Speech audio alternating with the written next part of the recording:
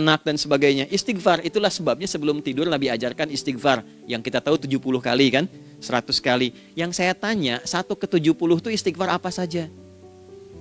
Apakah hanya bilangan di lisan?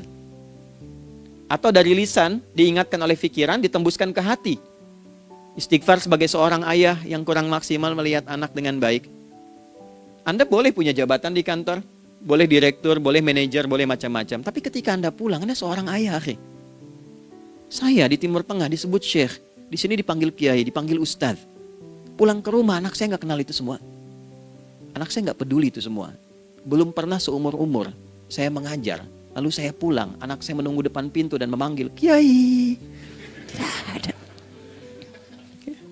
Dia ingin ayahnya. Dia ingin ayahnya. Oke. Kenapa nggak kita hadirkan istighfar pertama kita itu karena kita kurang perhatian.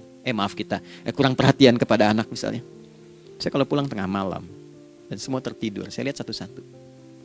Perbaiki cara tidurnya, doa, lihat satu-satu, minta ampun sama Allah. Dan ya kadang sebelum mengalirkan air mata kita nggak bisa tidur karena nggak tahu nanti ketemu lagi nggak di akhirat. Ya, itu poin yang paling penting. Nah, jadi istighfar pertama itu untuk diri kita ketaatan pada Allah, untuk diri kita sebagai anak pada orang tua, sebagai suami punya tanggung jawab istri atau sebaliknya, demikian seterusnya. Nah itu kalau sudah kita bisa lakukan, dievaluasi, direncanakan besoknya. Fa'idha faragta fansab, direncanakan lagi yang berikutnya, besok mau ngapain, tulis malam. Kalau kita biasakan begitu tidurnya enak. Karena nggak ada beban, damai hidupnya. Dengan teman damai kalau ada perselisihan sebelum tidur.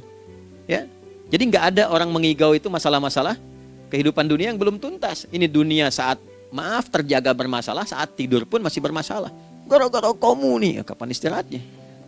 Ya. Nah ketika kita bangun dari subuh itu, maka rencana yang sudah kita siapkan itu teman-teman sekalian dibawa menghadap Allah supaya minta kemudahan, minta kelancaran, minta pendampingan, minta bimbingan.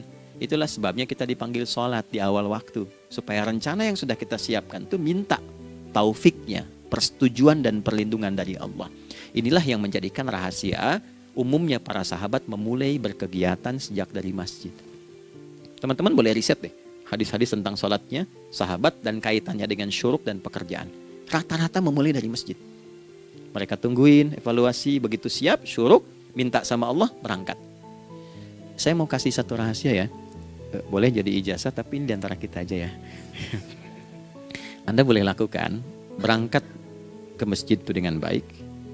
Terus minta misalnya, ya Allah, Kau perintahkan aku untuk berikhtiar, sekarang aku lakukan.